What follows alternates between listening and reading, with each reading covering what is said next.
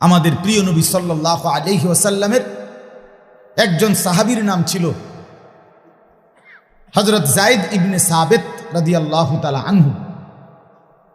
নবীজি সাল্লাল্লাহু আলাইহি ওয়াসাল্লামের ইন্তেকালের সময় ওনার বয়স ছিল মাত্র 16।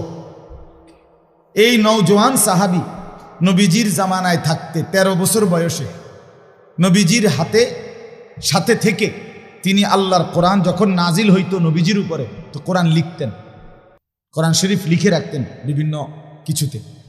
নবীজির ইন্তেকালের পরে হযরত আবু বকর সিদ্দিকের জামানায় সিদ্ধান্ত নিছিল সাহাবীরা একটা ঘটনার প্রেক্ষিতে, ইয়ামামার যুদ্ধে একজন ভণ্ড নবীর বিরুদ্ধে মুসাইলামাতুল কাজ্জাব, তার বিরুদ্ধে সাহাবীরা যুদ্ধ করছিলেন। এই যুদ্ধে প্রায় 400-র মতো সাহাবী যারা হাফেজে কোরআন ছিলেন শাহাদাত বরণ করছে।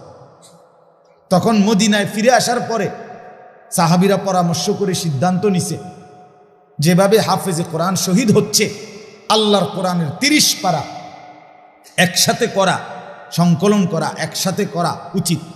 তখন পর্যন্ত নবীজির জামানায় কোরআন শরীফ লিখিত একসাথে ছিল না।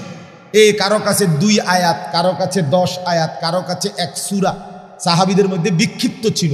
এই লক্ষের চাইতে বেশি সাহাবীর কাছে ছড়িয়ে ছিটিয়ে ছিল, একসাথে ছিল না আর কি, বাই সিরিয়াল।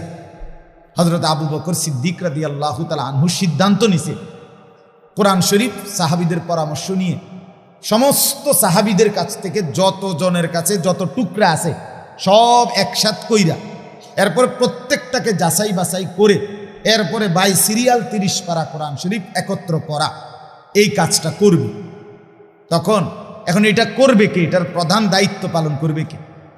এটা যখন মশওয়ারা হইছে তখন হযরত আবু বকর সিদ্দিক রাদিয়াল্লাহু তাআলা আনহু প্রস্তাব দিছে যে এই কাজটা করবে এই 16 বছরের নওজোয়ান যায়েদ ইবনে সাবিত। ওনার নাম প্রস্তাব করছে আবু বকর। তো উনি ডাক দিছে, আবু বকর সিদ্দিক ওই উনারে ডাক দিছে এই 16 বছরের এই নওজোয়ানকে, সাহাবীকে ডাক দিয়া বলছে, যায়েদ, এই সমস্ত লক্ষ লক্ষ সাহাবীর কাছে, লাখের চাইতে বেশি সাহাবীর কাছ থেকে যার কাছে যা আছে কোরআনের লিখিত কপি, এটি একত্র করতে হবে, যাচাই করতে হবে, আবার আমাদের উচ্চ কমিটিকে দেখাইতে হবে, বিচার বিশ্লেষণ গবেষণা পর্যালোচনা দিবা নিশি খাটাখাটনি করে তুমি এই পুরা কোরআন 30 পারা সংকলন করবা, একসাথ করবা। এই কাজটার প্রধান দায়িত্ব তোমাকে দিতে চাই, তুমি পারবা না।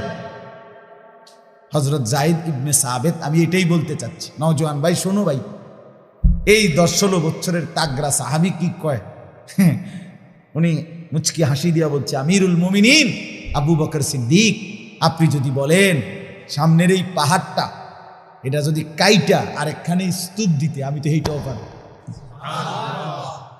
পারুন না মানে আমি নওজোয়ান না? আমার আবার রাত কিসের, আমার আবার দিন কিসের? বুঝেন নাই কথা? আমি পারবো না তো কে পারবে? আমি পাহাড় প্রয়োজনে কাইটা আরেকখানে স্তূপ দিলাম।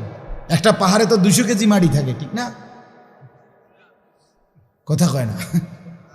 আমরা লালমাই পাহাড়, আর আরব দেশের পাহাড় কি লালমাই পাহাড়ের সমান? বেল আসেনি লালমাই পাহাড়ের, আরব দেশের পাহাড়ের সামনে অসীম সম্ভাবনা আছে, চাইলে পারে। আজকে বেঈমান আমাদের নওজোয়ানদেরকে সামান্য একটা চুলের ফ্যাশন, জামার ফ্যাশন, মোবাইলের একটু নারীর ছবি, অশ্লীলতা, বেহায়াপনার, অসভ্যতার মধ্যে ভাসায় দিন। এত সুন্দর সম্ভাবনাময় একটা হায়াত, জীবনের মুহূর্ত শেষ করুন। 16 বছরের একটা ছেলে, একটা বছর শেষ, মনে করেন তার এখন 17 বছর, 1 বছরে মুসলমানের বাচ্চা, মা বাপ জীবিত থেকে, আপন মা বাপ জীবিত, মুসলমান সন্তান এই ঘরে ঘুমায়, এ ঘরে তার বাপ মা আছে, আজকে একটা বছর খোদার 365 দিনে কোনোদিন 1 ওয়াক্ত ফজরের নামাজ কোনোদিন পড়ে নাই। এত বড় অসভ্য জানোয়ার, হাইওয়ান, নিকৃষ্ট নির্লজ্জ বেহায়া মুসলমানের ঘরে কেমনে ঘুমায়? ওই মা বাবার ঘুম আসে কেমনে? এই সন্তান মুসলমান হিসাবে বেড়ে উঠছে কিভাবে? বলেন, ইনসাফের সাথে বলেন না বাবা, আপনাদের সফলতা কোথায়? অভিভাবক যে কয়জন আছেন বলেন, জিন্দিগি মানে কি আসলে? ছেলেটা এক ওয়াক্ত নামাজ পড়ে না, এই আপনার জিন্দিগি তাইলে সফলতা? মেয়েটা টোটালি পর্দা করে না, মহিলা আপনার স্ত্রী পর্দা করে না। আহা, যে নারীর পর্দা নাই, যে নারীর পর্দা নাই, যেই কন্যার পর্দা নাই, যেই বোনের পর্দা নাই, যেই মেয়ের পর্দা নাই, সে কোনো নারী না, সে কোনো মহিলা না, সে মহিলাও না, সে মহিলার জাতও না। বেপর্দা নারী মহিলা না, বেপর্দা নারী নারী না, বেপর্দা নারী শোপিস, বেপর্দা নারী উপভোগের পণ্য, বেপর্দা নারী প্রদর্শনের বস্তু, বেপর্দা নারী অন্যের উপভোগের বস্তু। এটা হইতে পারে, নারী হইতে পারে না। রাসূলুল্লাহ সাল্লাল্লাহু আলাইহি ওয়াসাল্লাম বলছেন, নবীজি বলছেন, আল মারআতু আওরাতুন, নারী বলে কাকে? খোদার কসম, নবীর হাদিস, নারী বলে তাকে যে নিজেকে আড়াল রাখে। আওরাত, আওরাত, যে নিজেকে লুকিয়ে রাখে, যে নিজেকে গোপন রাখে, যে নিজেকে আড়াল করে, তাকেই বলে নারী। এক শব্দে নবী বলছে, ফাইজা খারাজাত ইস্তাশরাফাহা শাইতান। নবীজি বলছে, নারী যখন বেপর্দা বের হয়, সে যদি কুৎসিত থাকে, নিগ্রু কালো হয়, শয়তান তাকে পুরুষের চোখে আকর্ষণীয় করে নেয়। আল্লাহর নবী বলছে সাল্লাল্লাহু আলাইহি ওয়াসাল্লাম, নবীজি বলছে, এজন্য বেপর্দা নারী আর নারী থাকে না। কোরআনুল কারীম আল্লাহ পরিষ্কার বলছে, ওয়াকারনা ফি বুয়ুতিকুন্না, হে নারীগণ, মুসলিম নারীগণ, তোমরা তোমাদের ঘরে অবস্থান করো। ওয়ালা তাবাররাজনা তাবাররুজাল জাহিলিয়াতিল উলা, তোমরা যখন একান্ত প্রয়োজনে কোনো যৌক্তিক কারণে যদি বাইরে বের হতে হয়, হ্যাঁ হইতেই হয়, বাবার বাড়ি যাবে, স্বামীর বাড়ি যাবে, হসপিটালে যাবে, একান্ত প্রয়োজনে বাজারে কোনো কারণে যেতেই হলো, শুধু শুধু না, নারীর ব্যক্তিগত কিছু জিনিস এমন হতেই পারে যেটা ওই বেটির উপস্থিত থাকতে হবে, হ্যাঁ হতে পারে, কিন্তু তাই বলে কি লোড়া, বদনা, ফাঙ্গাস, তেলাপিয়া, দৈন্যতা, কাঁচামরিচ, ধুন্দুল, করলা, কি তো সব কিছু বেডি কিনবো? হ্যাঁ, তো বেড হইতে বেড়া কিতা করে? আজকের মহিলাদের হালাত হলে, স্বামী হলো শুধু টাকা উপার্জনের মেশিন, এটিএম বুথ। স্বামী হলো কি এটিএম বুথ। এবার আর কাম হইলো শুধু টাকাটা মিল করে রেডি রাখা আর কিনবো সব হেবুড়ি। একটা বদনাও যদি স্বামী পুরুষ কিনে, তোমার কোনো চয়েসে না, এটা কোনো কালার হইল? একটা কালার সুন্দর চয়েস করতে, আরে বেডি, আহারে বোন, বদনার আবার কি এর কালার? বদনা তো বদনায়, ইডের কালার দিয়ে আপনি কিতা করবেন? কর না, না না, এই জুতার কালার চয়েস করতে করতে, কাপড় একটার কালার চয়েস করতে করতে পুরাটা মার্কেট গাম বাইয়া বাইয়া পড়তে আছে এগুলির। কি গো, কি সে সমস্যা কি? তা কই, ওরা কালার মিললে রং মিলে না, রং মিললে কালার মিলে না।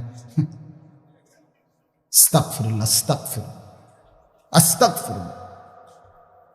আল্লাহ তাআলা বলেন, ওয়ালা তাবাররাজনা তাবাররুজাল জাহিলিয়াতিল উলা, নারীগণ যদি একান্ত প্রয়োজনে, যৌক্তিক কারণে বাইরে বের হতেই হয়, তাহলে অজ্ঞ মূর্খ নারীদের মতো বেপর্দা বের হয়েও না।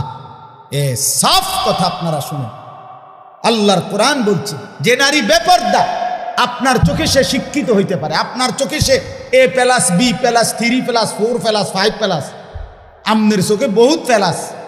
আল্লাহ কোরআন স্পষ্ট বলছে, বেপর্দা নারী অজ্ঞ, মূর্খ, মূর্খ, মূর্খ। আল্লাহ জন্য বলছেন, অজ্ঞ নারীদের মতো, মূর্খ নারীদের মতো বেপর্দা বের হয়েও না। যে নারী বেহায়া, বেপর্দা, সে শিক্ষিত নয়, সে সভ্য ভদ্র নয়। যে রূপের ফেরি করে, যে যৌবনের ফেরি করে। আল্লাহ তাআলা এরপরে বলেন, ওয়া আকিমনাস সালাহ, নারীগণ 5 ওয়াক্ত নামাজ আদায় করো। ওয়া আতিনাজ যাকাত, এরপরে বলছে বছর শেষে হিসাব করে যাকাত দাও। নারীদের অলংকার, ব্যক্তিগত জমানো টাকা, দুইটা মিলাইলে অধিকাংশ নারীর উপরে যাকাত ফরজ হয়। আকসার, শতকরা 99% মহিলাদের উপরে বর্তমান জামানায় যাকাত ফরজ হয়। এখন প্রত্যেক নারীর কাছে, নারীদের কাছে আপনার স্বর্ণ গহনাও আছে, ব্যক্তিগত জমানো টাকাও থাকে। এখন বেডই তাই না থয়ে হেবুড়ির কাছে, হেবুড়ি গন্যা টন্যা মিলাইয়া দেয়, ধরো বদনা কিনবে এত টাকার, লোড়া কিনবে এত টাকা, ফুলকপি 3টা লইবা, ফাতাকপি 1টা লইবা, আয়ো যাও টেহা দিয়ে দিস। মেন হিসাব নারীর কাছে। যাই হোক, তো এই নারীর কাছে ব্যক্তিগত জমানো টাকা আর গহনা, গায়ের এই যে হাতের চুড়ি, কানের দুল, গলার হার, হ্যাঁ, এগুলোর কারণে এবং ওই জমা টাকা দুইটা একত্রে মিলাইলে 1 বছর পরে নারীর উপরে জাকাত ফরজ হয়। এটা আরো লম্বা মাসআলা, আপনারা আপনাদের ইমামদের কাছ থেকে জেনে নেবেন। তো আল্লাহ বলছে এখানে আতিনাজ যাকাত, সরাসরি কোরআনের আয়াত। আল্লাহ বলছে নারীগণ বছর শেষে হিসাব করে যাকাত দাও। ওয়া আতিনাল্লাহ ওয়া রাসূলা, আর এরপরে আল্লাহ বলেন প্রত্যেক নারীকে তোমরা আল্লাহ এবং তার রাসূলের আনুগত্য করো। আল্লাহ বলে এই যে এগুলো তোমাদেরকে কেন করতে বলছে, সুবহানাল্লাহ। নারীকে আল্লাহ বলতেছে যে হে নারী, মুসলিম রমণী, তোমাকে আমি বলছি ঘরে থাকো, বেপর্দা বের হইও না, 5 ওয়াক্ত নামাজ পড়ো, বছর শেষে হিসাব করে যাকাত দাও, আল্লাহ রসুলের আনুগত্য করো। এই 5টা কথা কেন বললাম? আল্লাহ কোরআনে বলেন ইন্নামা ইউরিদুল্লাহু লিইউযহিবা আনকুমুর রিজসা আহলাল বাইত ওয়া ইউতাহহিরাকুম তাতহীরা।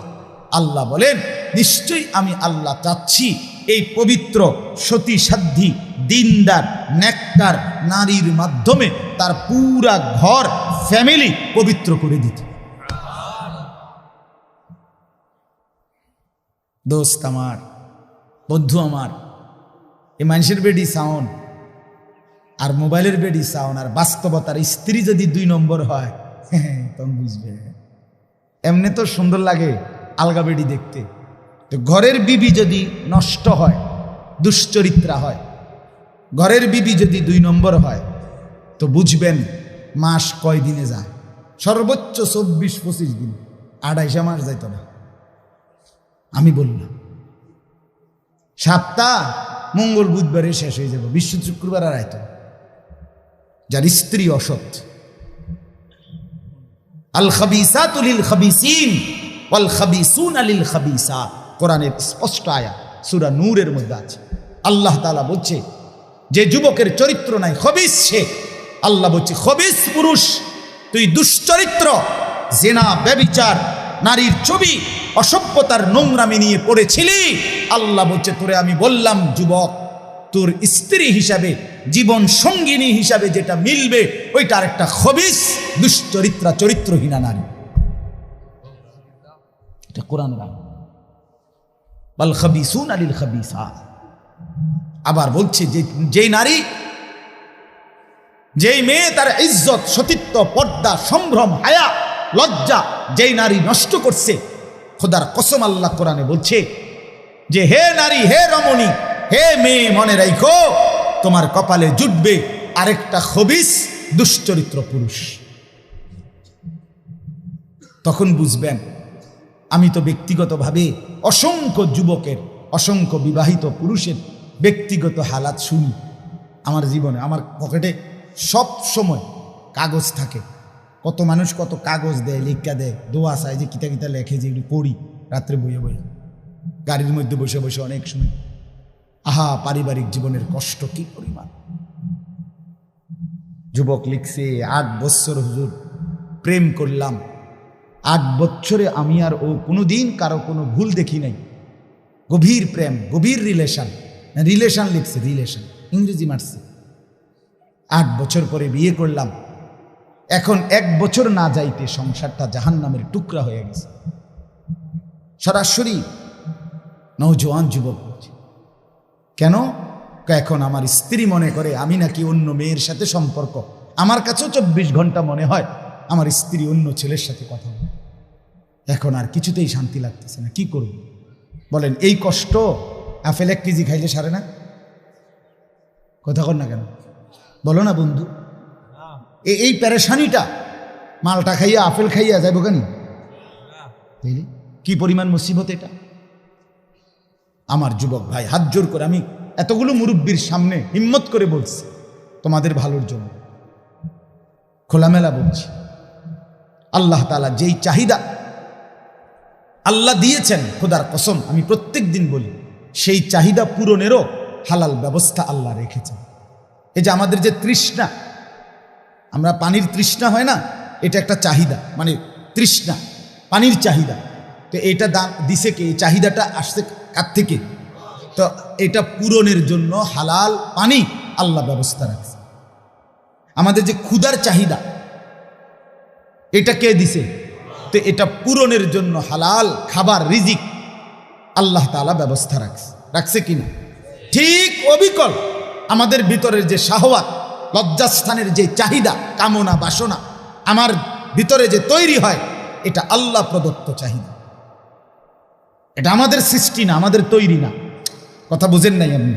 এটা কে দিছে? এটা আল্লাহ বলেন আমি দিছি। যুইয়িনা লিন-নাসি হুব্বুশ শাহওয়াত, শাহওয়াত আমার দেওয়া।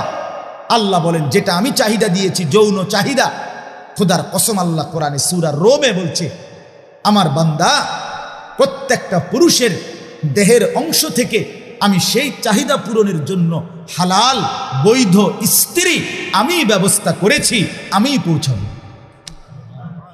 লিতাসকুনু ইলাইহা, আমার পক্ষ থেকে বৈধ হালাল স্ত্রী যখন গ্রহণ করবা, তখন সেই স্ত্রী তোমাকে প্রশান্তিতে ভরে দেবে। ওয়াজআলা বাইনাকুম মাওয়াদ্দাতাম ওয়া রাহমা, আল্লাহ বলে আর স্বামী স্ত্রীর মধ্যে হালাল হলে, বৈধ হলে আমি আল্লাহ ভালোবাসা এবং মহব্বত, দয়া, মায়া আমি নিজে দিয়ে দেব। মাওয়াদ্দাতাম ওয়া রাহমা। হ্যাঁ, রাস্তার নর্তকী, মোবাইলের নর্তকী, অসভ্য প্রেমিকা সুখের সময়ের হয়তো সহযোগী হইতে পারে, যে দুঃখ, পেরেশানি আর অস্থিরতা কিংবা বিপদ কিংবা অ্যাক্সিডেন্ট কিংবা দুর্ঘটনার সঙ্গী আর হয় না। কথা বুঝছেন? এটাই বাস্তব। কিন্তু স্ত্রী ভালোবাসে, স্ত্রী বিপদের মুহূর্তে দয়া, মায়া আর আদর, সোহাগ দিয়ে ভরেও রাখে। আমার পাও ভাঙছিল মোটরসাইকেল অ্যাক্সিডেন্ট একবার 2021 সালে। আমি দীর্ঘ 6 মাস বিছানায় ছিলাম, এক জায়গায় পড়েছিলাম। তো এই 6 মাস স্ত্রী, আমার বিবি, আমার এই খাদ্য, খাবার, পেশাব, পায়খানা, অজু, গোসল, নামাজ সব এক জায়গায় বৈশা করছে। সেই সময় আপনজনের মতো সহযোগিতা করেছে সেই। এটা ওই প্রেমিকা দিয়া হয় না, ওইটা ওই সিনেমার নর্তকী দিয়া হবে না, রাস্তার নারী দিয়া হবে না। এটা হালাল পবিত্র সম্পর্কের বরকতে হবে। এটাই আল্লাহ বলছে, ওয়াজআলা বাইনাকুম মাওয়াদ্দাতাম ওয়া রাহমা, স্বামী স্ত্রীর মধ্যে আমি ভালোবাসাও দিয়েছি, মাওয়াদ্দা আর রাহমা, দয়া মায়াও দিছি। কখনো ভালোবাসবে, কখনো দয়া মায়া দেখা। এজন্য আমি প্রত্যেককে বললাম, আমার বাবার আপনারা আপনাদের সন্তানদেরকে বুঝান। আপনারা সবাই মিলে, আমার প্রিয় আল্লামা মুফতি আমজাদ হোসাইন সাহেব আপনাদের সামনে মাহে রমজানকে সামনে রেখে গুরুত্বপূর্ণ কথা বলছে। আমার জিন্দিগির সবচেয়ে পছন্দের আলেমদের একজন উনি। যেমন আমারে খুব ভালোবাসে, আমিও ওরে খুব ভালোবাসি। আমার ব্যক্তিগত যেই কোনো মাসআলা, আমার জীবনে যে কোনো প্রশ্ন ফতুয়া জানতে হইলে আমি প্রথম যাকে জিজ্ঞেস করি উনি আল্লামা মুফতি আমজাদ হোসাইন সাহেব। ব্যক্তিগতভাবে আমি ভীষণ পছন্দ করি ওনার। অসম্ভব সাংঘাতিক জ্ঞানী, বিদগ্ধ একজন আলেম। প্রতিদিন ওয়াজও করে, প্রতিদিন বুখারী শরীফের দর্স সবকে ছাত্রদেরকে পড়ায়। হ্যাঁ, আপনি আন্দাজও করতে পারবেন না কত বড় আলেম। সহজ সরল চলে, সাদামাঠা চলে। তো উনি আপনাদের কাছে মাহে রমজানের উপরে এবং রমজানের আগে শাবান মাসের প্রস্তুতি হিসাবে আপনাদেরকে কিছু কথা বলছে না? যারা শুনছিলেন, আপনাদের কাছে আমি শুধু এখন যেই আয়াত পড়ছি, এই আয়াতের মূল বক্তব্য আমার এটা যে আপনারা, আমরা, আমি, আপনি প্রত্যেকেই এই কথাটা আমার শুধু একটু মনোযোগ দিয়ে শুনেন, আর 10টা মিনিট লাগবে। এই কথাটা হইল, আমরা যে এখন যেখানে আছি, আমরা এই যে বসা, আমরা হায়াতে, আমাদের যে জীবন, আমাদের যে হায়াত, আমাদের এই হায়াত ওয়ান ওয়ে। মানে কি? মানে হলো ওয়ান ওয়ে রাস্তা, যেরকম ওয়ান ওয়ে রাস্তা মানে হলো এই রাস্তা দিয়ে আপনি শুধু সামনেই যাইতে হইব, এখান দিয়ে আবার ফিরতে থাকতেন না, এটারে কয় ওয়ান ওয়ে রাস্তা। বুঝছেননি কথাটা? আপনি যদি আবার ফিরাইতে হয় পিছনের দিকে, আপনার ইউটার্ন লইতে হইব। কি লইতে হইব? ওই দিক দিয়ে ইউটার্ন নিতে হইব, মানে এখান দিয়ে আপনি আর কি আসতে পারতেন না, ফেরত আসতে পারে। আমাদের জিন্দিগি, আমাদের জীবন, যুবক ভাই তোমরা সবাই আলাদা আলাদা মনোযোগ দিয়ে আমার এই বন্ধু কথাটা ফেলে দিও না, কথাটা শুনো বাপ, ভালো হবে বাপ। ডানে বামে চাইয়া পারতা না, তোমার সমবয়সী তোমার একটা হাসি দিয়া উড়াই দিবে, তোমার ভালো হইতে দিবে না। হাত জোর করে বলি বন্ধু, আমি এই এলাকারই ছেলে, আমার বাসা, আমি ছোট্টবেলায় বড় হয়েছি ঠাকুরপাড়া, ওই ঠাকুরপাড়া কুমিল্লা শহরে। আমার আব্বা 43 বছর ঠাকুরপাড়া বড় মসজিদের ইমাম ছিল, একটানা এক মসজিদ। আমি ছোটবেলায় প্রাইমারি স্কুল পড়ছি, ওই এখানে একটা স্কুল আছে রামকৃষ্ণ স্কুল, ওইখানে ওইখানকার ছাত্র। এই জন্য বললাম আমি এই অঞ্চলেরই মানুষ। আমার মাদ্রাসা ময়নামতি সাবের বাজার, গরু বাজারের পাশে বাসা, মাদ্রাসা। তো আমি সবাইকে বলতেছি কথাটা মনোযোগ দিতে, যে আমাদের হায়াত, আমাদের জিন্দিগি ওয়ান ওয়ে, অর্থাৎ আমরা আর কেউ আমাদের হায়াত যে অবস্থানে আছি আমরা প্রত্যেকেই প্রতিনিয়ত, প্রতি মিনিট, প্রতি সেকেন্ড আমাকে শুধু সামনের দিকেই যাইতে হবে, পিছন দিকে আর ফেরা যাবে, ঠিক না বাপ? আজকের দুপুরে আমরা আর কি ফিরে যাইতে পারবো? কনা ভাই, যুবক ভাই বলো, আজকের দুপুরবেলা আমরা আর ফিরতে পারবো ওইদিকে? গত সপ্তাহে আর ফিরে যাওয়া যাবে? সামনে বাড়ে, যেই বলবে সামনে বাড়েন, আগে বাড়েন, আগে বাড়ে, আপনি আর পিছনের দিকে যাইতে। এটা ওয়ান ওয়ে হায়াত, শুধু ওয়ান ওয়ে, সামনেই যেতে হবে। যুবক ভাই, তুমি সামনে যাইতে হবে, হয় তুমি বৃদ্ধ হবা, নয় তুমি কবরে চলে যাবে। মুরব্বী বাবা চাচা হয়তো আর কিছুদিন হায়াত পাবেন, নয়তো কবরে চলে যাবে। এই তো না, নাকি পিছনের দিকে যাইতে পারবেন আর? এলো 1 নাম্বার কথা। 2 নাম্বার কথা হলো, আমাদের এই হায়াত, আমাদের এই সময়, আমাদের এই দিন, আমাদের এই রাত একবারের জন্যই আসে, আর ফিরে আসে না। আমরা কিতাবে পড়ছি, ইমাম ইবনু রজব হাম্বলি রাহমাতুল্লাহ আলাইহি তিনি বলছেন, প্রত্যেকটা দিন, সবাই মনোযোগ দিয়ে শুনে, প্রতিটা দিন যখন শুরু হয় ভোরবেলা, নতুন একটি দিন শুরু হলে ওই দিনটি পৃথিবীবাসীকে ডাক দেয়, ডেকে বলে, হে আল্লাহর বান্দারা, আমি না শুধু একবারের জন্যই পৃথিবীতে এসেছি, কিয়ামত পর্যন্ত আমি আর কোনো দিন আসবো না। হে আল্লাহর বান্দা, তুমি আমারে কদর করো, নষ্ট করো। প্রতিটা রাত, প্রত্যেকটা রাত যখন শুরু হয়, তো রাত্রটাও আবার এভাবে ডেকে বলে, হে আল্লাহর বান্দা, আমি পৃথিবীতে একবারের জন্যই এসেছি, আর কোনো দিন আসবো না, আমি আর আসবো না, আমারে কদর করো, নষ্ট করো। এরপরে যখন দিন শেষ হইতে লাগে, মনে করেন সেই সকালবেলা দিন হইছে, এখন শেষ হইতে লাগছে কখন? মানে আসরের পর, ঠিক না বলেন না? আসরের একটু পরে কি হয়ে যায়? সূর্য ডুবে যায়। তো এখন ওই কিতাবে লিখছে, সূর্য যখন ডুবে যাওয়ার কাছাকাছি হয়, দিনটা ডুবতে লাগে, শেষ হইতে যায়, তখন আইসা দিন আবারও পৃথিবীবাসীকে, অনেক মানুষকে ডাক দেয়, আবার ডেকে বলে, হে আল্লাহর বান্দা, আমি তো চলে যাচ্ছি, আমি তো আর আসবো না। এই বান্দা, আমি তো চলে যাচ্ছি রে, আমি তো আর আসবো না। তুমি কি বান্দা আমাকে সারাটা দিন বিনা আমলে, বিনা জিকিরে, আল্লাহর স্মরণবিহীন এমনি বিনা আমল বুঝি ছেড়ে দিচ্ছ? আমারে এইভাবে বেহুদা শেষ করে দিলা? কসম আল্লাহ, এভাবে রাত যখন শেষ হইতে লাগে, ভোর হইতে যায়, রাত্রও ডেকে বলে, হে আল্লাহর বান্দা, আমি তো চলে যাচ্ছি, আর আসবো না, আমারে বুঝি বিনা আমলে ছেড়ে দিলা? সেই ফজর, জোহর, আসর, আজকের দিনে 3 ওয়াক্ত নামাজের সময় গেছে, একটা সেজদাও দিলা না, আর দিবা না কোনোদিন সেজদা বান্দা। তোমার মনিবকে মনে পড়বে না?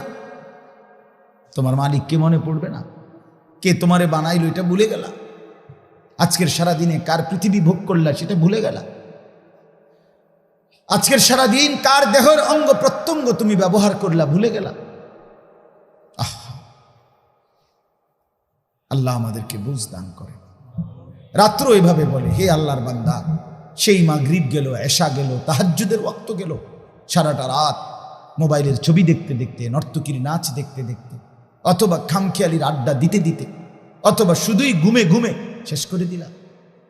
আমি তো অসংখ্য যুবককে এখন দেখি রাস্তায়, হাইওয়ে মহাসড়কে দেখি রাত্রে 2টা 3টায়, কত সময় আমি ফিরি। ও শরীয়তপুর, মাদারীপুর, ফরিদপুর, চিটাগাং, সেদিন মহেশখালীর থেকে আসতে দেখছি, প্রতিদিন দেখি রাতের 2টা 3টা বাজে। অসংখ্য রাত্রিবেলা আমাদের এই হাইওয়ে মহাসড়কগুলোতে অসংখ্য যুবক মোটর সাইকেলে, একটা একটা যুবতী মেয়ে নিয়ে সারা রাত মোটর সাইকেল চালায়। এটা বাংলাদেশের নতুন ফ্যাশন। ঢাকা থেকে মোটর সাইকেল ছাড়ে, কক্সবাজার গিয়ে থাম, কক্সবাজার থেকে ছাড়ে ঢাকা গিয়ে থাম, ঢাকা থেকে ছাড়ে মোটর সাইকেল পদ্মার পারে গিয়ে থাম, পদ্মার পার থেকে ছাড়ে আবার গিয়ে ঢাকা এসে থাম। সারা রাত, সারা রাত। হ্যাঁ ভাইয়া, সেদিন এক ভদ্রলোক আমারে বলছে, হুজুর আমার 4টা গাড়ি, প্রাইভেট কার। শহরের এক ভদ্রলোক খুব কাইন্দা দিচ্ছে আমার, জড়ায় ধরে, যে আমার 4টা গাড়ি, আমার ছেলেটা একটা গাড়িও ব্যবহার করে না, সে সারা রাত মোটরসাইকেল চালায়, অথচ প্রাইভেট গাড়ি আছে নিজে। হের কাছে এটা ভাল লাগে না। এই যে হায়াত শেষ করে দিল, এই হায়াত আর ফিরবে না, এই হায়াত আর ফিরবে না, আর আসবে না কোনোদিন। এই আয়াত আল্লাহ তাআলা এটাই বলছে যে আজকে আমরা যারা হায়াত শেষ করে দিচ্ছি, জীবন শেষ করে দিচ্ছি, এই ঘন্টা, মিনিট, সেকেন্ডগুলোকে নিদারুণ অপচয় করে, অপব্যয় করে শেষ করে দিলাম। প্রতিটা মিনিট, ইমাম শাফি রহমতুল্লাহি আলাইহি বলছেন, আল ওয়াক্তু সাইফুন কাতিউন, সময় ধারালো তরবারির মতো। তুমি যদি তাকে কাটো তাহলে তো কাটলাই, নাহলে সে তোমাকে কেটে কেটে পার হয়ে যায়। অর্থাৎ তুমি যদি সময়কে কাজে লাগাও, বান্ধো, ধরো, তাহলে তো কামে লাগলা, আর নাই তো সে তোমাকে 1 সেকেন্ড তোমার অবস্থানে স্থির দিবে না। সে তুমি যে অবস্থায় থাকো তোমাকে কাইটা কাইটা তোমার উপর দিয়ে চলে যাবে। তুমি ঘুমে রাখিয়া তুমি ঘুমের তুইটা দেখবা 6 ঘন্টা নাই, ঠিক কিনা বলেন? শুইছিলা 12টায়, চোখ মেলে দেখো বাজে 6টা, 6 ঘন্টা তোমারে ঘুমে রেখে চলে গেছে। তুমি গেছিলা বাথরুমে, আইয়া দেখো 20 মিনিট নেই।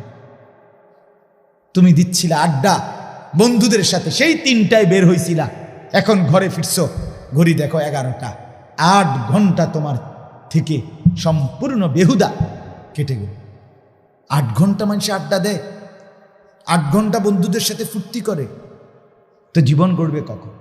অসংখ্য শিক্ষা আর এই অসংখ্য কর্মস্থলে ডিউটি 8 ঘন্টা, কথা কয় না, ডিউটি তো 8 ঘন্টা। এই জন্য বললাম, এই হায়াত আমাদের প্রত্যেকের চলে যাচ্ছে। এক বড় বুজুর্গ, আমরা তাফসিরে পড়ছি, এক বড় আল্লাহর ওলি বুজুর্গ বলছেন, আমি যখন বাজারে গেছি তো হায়াতের কদর বুঝছি, সময়ের কদর। কমানে আমি বাজারে গিয়ে দেখলাম, পূর্বের জামানার ঘটনা, বাজারে গিয়ে দেখলাম বহু পণ্য, বহু কিছু, বহু দোকানদার, বিক্রেতা বেচতেছে, সবাই কাস্টমারের দিকে তাকায় আছে, ডাকতেছে, বেচতেছে, কথাবার্তা হইতেছে। কিন্তু পুরা বাজারে আমি একজন বিক্রেতাকে খেয়াল করলাম, সে সবচেয়ে বেশি কাস্টমারের জন্য চিল্লা চিল্লি, হই হুল্লুর, হইচই করতেছে, কাস্টমারকে খুব ডাকতেছে আর বলতেছে, হে হে মানুষরা, তোমরা ওই মানুষটার উপরে দয়া করো যার পুঁজি গলে গলে যাচ্ছে, তোমরা জলদি জলদি যারা নেওয়ার নেও। আমি সবচেয়ে বেশি দেখলাম সে চিল্লাইতেছে এই একটা বিক্রেতা, সেই বিক্রেতাটা হলো বরফ বিক্রেতা। কি বিক্রেতা? আগের দিনের বাজারে বরফের চাকা বেচত, ওই বরফের চাকাটা নিয়ে বসছে যেই লোকটা, এই লোকটা বেশি চিল্লাইতে আছে, কি লেগা? কাস্টমারের লেগে। বারবার বলতেছে, ও ও ক্রেতা, যারা যারা বরফ দরকার জলদি জলদি নাও, আমার বরফ, আমার পুঁজি এটাই, আমার এটা গলে গলে কি হয়ে যাইতেছে, শেষ। দেরি করলে আমার পুঁজি থাকবে না। উনি বলছেন, তখন আমার মনে পড়ছে, হায় আমার হায়াতটাও তো এমন বরফের চাকার মতো, আমি কাজে না লাগাইলেও এটা গলে গলে শেষ হয়ে যায়। আমি এই বরফ বিক্রেতা থেকে আমার হায়াতের কদর বুঝছি। আজকে যারা গুনার মধ্যে লিপ্ত, বাপ কখন ফিরবেন? আজকে টেলিভিশনে প্রতিদিন স্ত্রী, ছেলে মেয়ে, নাচ গান, নর্তকীর ছবি, সিনেমা, নাটক, হিন্দি সিরিয়াল দেখতেছে বাপ, এটা গুনাহ আপনি বোঝেন না, তো তাদেরকে কখন ফিরাবেন? কতদিন পরে তারা ফিরবে বলেন না? রাসূলুল্লাহ সাল্লাল্লাহু আলাইহি ওয়াসাল্লামের স্পষ্ট হাদিস, যে তার স্ত্রী সন্তানের জন্য গুনাহ, অসভ্যতা, অশ্লীলতা, নাফরমানি, বেহায়াপনাকে মেনে নেয়, খোদার কসম আল্লাহর নবী বলছে তাকে বলে দাইয়ুস, আর ওই দাইয়ুসের জন্য জান্নাত হারাম হারাম হারাম।